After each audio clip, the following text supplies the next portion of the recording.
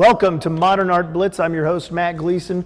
For an hour, we're going to talk to very interesting artists about contemporary art and their role in it, in and around Southern California. I'm joined by my intern, Aliza. How you doing, Aliza? Good. So, There's no dog that you want to introduce first? when the guests arrived today, there was a beautiful little dog, so I introduced them all to the dog, and I forgot to introduce them to Aliza, and she's still a little sore about this. Only because you don't have to pay the dog, so that's cool. Yeah, well, yeah, you know what? Would you rather be introduced and unpaid? I don't know. I mean, I guess it depends on who you're introducing me to. The gold or the glory? What are you Cash. in it for? Cash? Oh, I'm not. Let me tell you, I'm not in the art world for cash.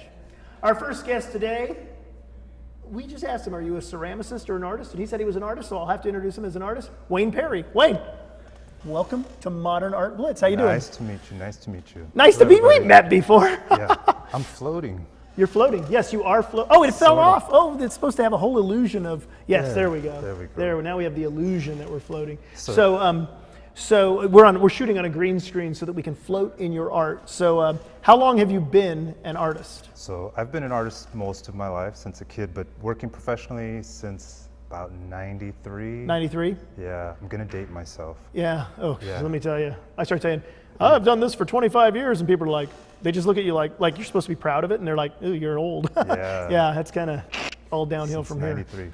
Yeah. But so it's funny, he asked if I was a ceramist or an artist, and I would say, I started out, I wanted to be a painter, and ceramics were sort of thrust upon me. I had no interest in ceramics, but that's actually what I'm more known for now. Yes, oh, definitely. Yeah, really well known. But we've got a painting here. Is that James Baldwin? That is James Baldwin. What year did you paint this? This was this year, or maybe 2 months ago, 3 months ago. Oh, did you see the new documentary? I did not, no. You did not? No, not yet. The trailer blew my mind. I definitely I did want to see see the it. trailer. We need to get out and see it. But I had been reading his books over the last year. And, Oh, yeah? But when I did this portrait, I realized it looks a lot like my father. At first I thought it kind of looked like Jay-Z, but...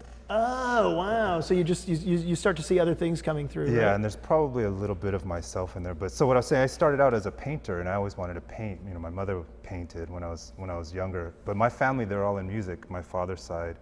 And it was sort of my way of rebelling, was to go into visual art instead of music. Oh, really? Yeah. And is that, well, you said your mom was in it too, though, right? She was working at the gas company and taking painting classes at East LA College. Oh, wow. Way back in the 70s. This was... So I was born in Boyle Heights, and my father's, he's from Chicago, he's African American, and my mother's Latina, Mexican American, and I grew up in East LA on the east side, and You're back in Boyle Heights. That's where our Back in studios Boyle are. Heights, The yeah. Dromebox studio. Yeah. Dromebox Labs. everybody's coming back. Everybody's back to the neighborhood. come on back to Boyle Heights. Yeah. So where do you live now? I live in Whittier, so my family kept moving along the 10. Every time they made a little more money, we'd move from Boyle Heights to Lincoln Heights, and then El Sereno, San Gabriel, and then we ended up in Whittier, which Off-ramp is where I by live now. off-ramp. Yeah, all along the freeway. It's sort of this progression as my mother started to make a little more money at the gas company. Good. So what are we looking at here? This is a mural I just did. So my studio is in Frank Romero's studio.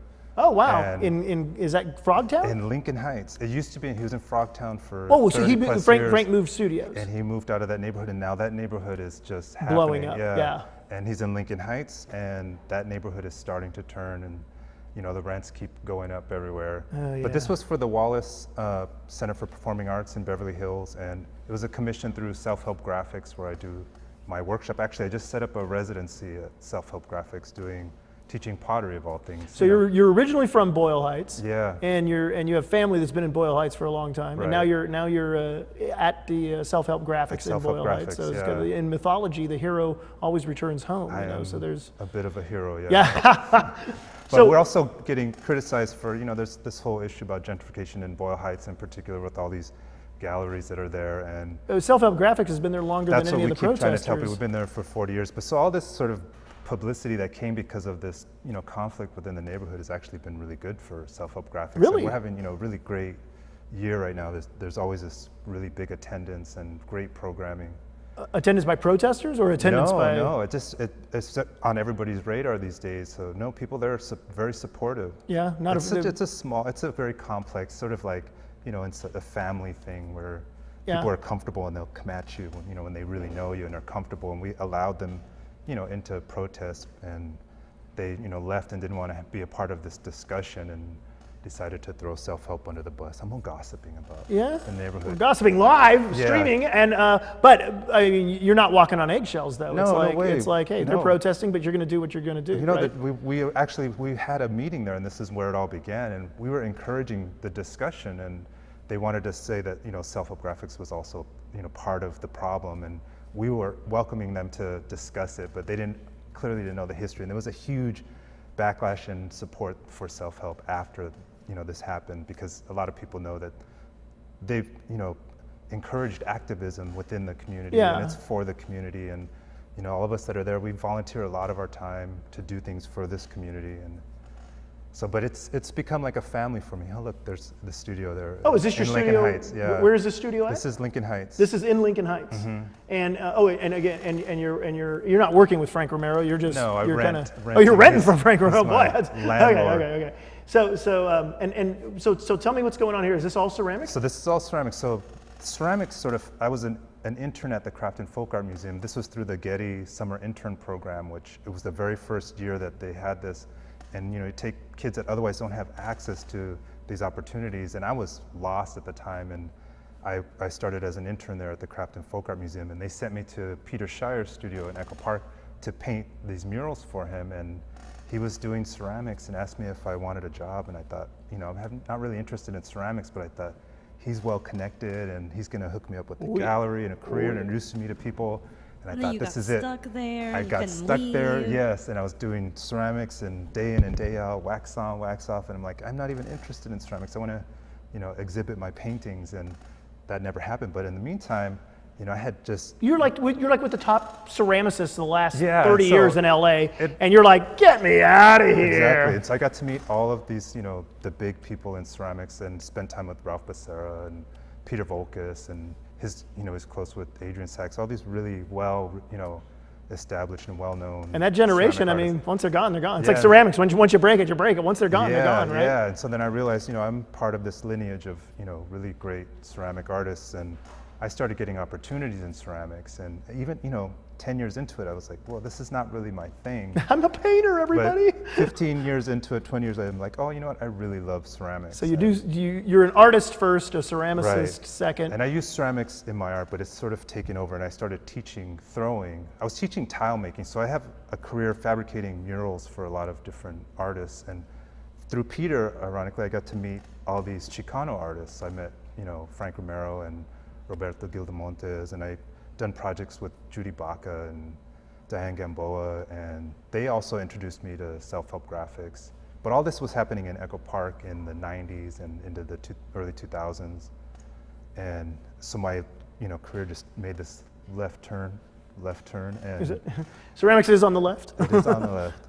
And so now I teach throwing, and through teaching throwing, pottery, it's also caused me to really focus on throwing. And I was never interested in pottery either, and now that I mean, but if you're hanging out with Peter, you're hanging out with Peter Volkas, Peter Shire. I mean, they're not, throwing is not the top priority there. They're really interested in form. Yeah, and it's just another tool in the arsenal of their artwork. What's going on? So this is something new that I'm doing. I'm doing these pieces using different types of color and clay, and I sort of stayed away from politics, but in the last year, everything has become very political. How can you not stay away from politics now? I mean, it's everywhere. Absolutely. So now I'm playing with sort of there's this hierarchy of clay body, which, porcelain is at the top, and terracotta tends to be the working man's clay, Oh, really? And in the ceramic art world, they sort of, frown on terracotta. I've been asked that, why do you use low fire clay? And I said it's sort of this accessible, and sort of, I would refer to it as a working man's It's clay, of the people?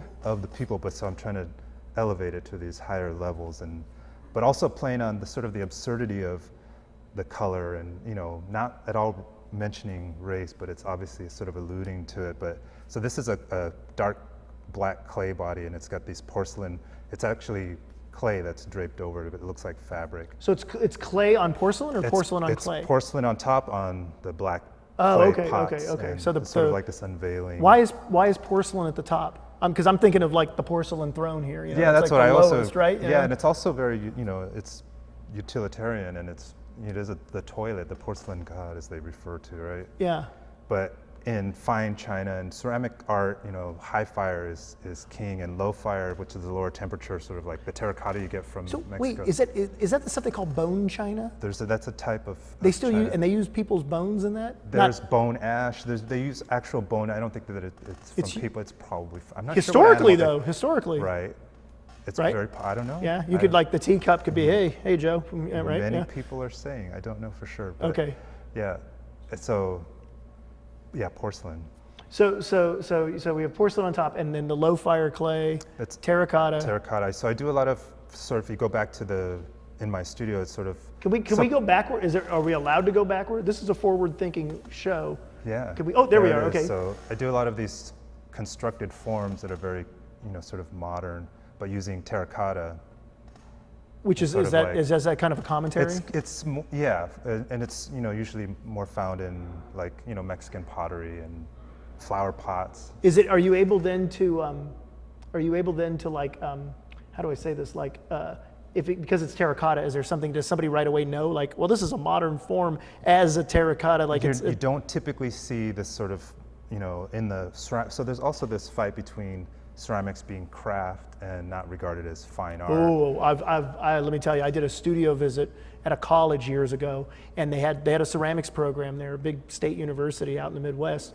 And I went in and they said, oh, do you want to do some of the ceramic? And they had a teapot, and I started talking to, and they don't take kindly. This is yeah. So if it functions, if it has a purpose, then it can't be art, because art, in theory, has no purpose. It's not. It's useless. Right? Except for tenure. Yeah. Then right.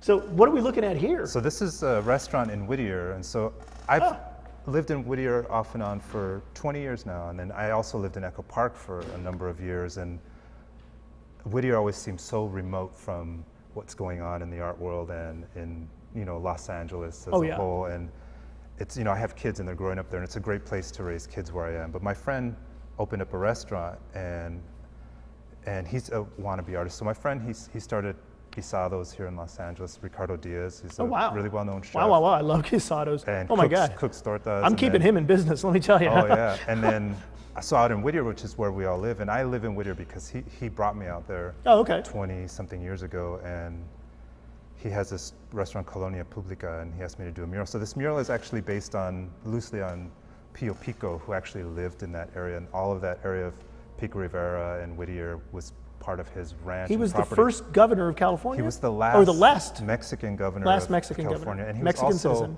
Of African descent. And African-Mexican descent? Mexican descent, yeah. So that was fascinated with him. Going way back, I actually fabricated all the tile work at the Universal City Metro Station with an artist, Margaret Garcia. And it covers the history of California. I've waited for the train and read the thing, and it's in English and Spanish, all that text handwritten in clay. Oh so man, I made you had the whole story of them. Tile. It's a great subway stop. If you're ever, I was there on like a acting gig, but I don't. Is it near Universal Studios? It's right across from behind Universal Studios. Like if you're taking the kids to Universal Studios, on the red line, you get Universal City exit, Okay. and then they have a tram that will take you right up. And then all the people who act in the movies hop on in and out of there. Yeah, it's a very high-profile station. Yes, I was there a couple of years ago, and it is a very distinct station because it's got the thing there is a bit of a folk style, right? And yet the ceramic work is, it's infinite. It's 1,000 square feet of hand carved. Yeah, that's tile okay. Good.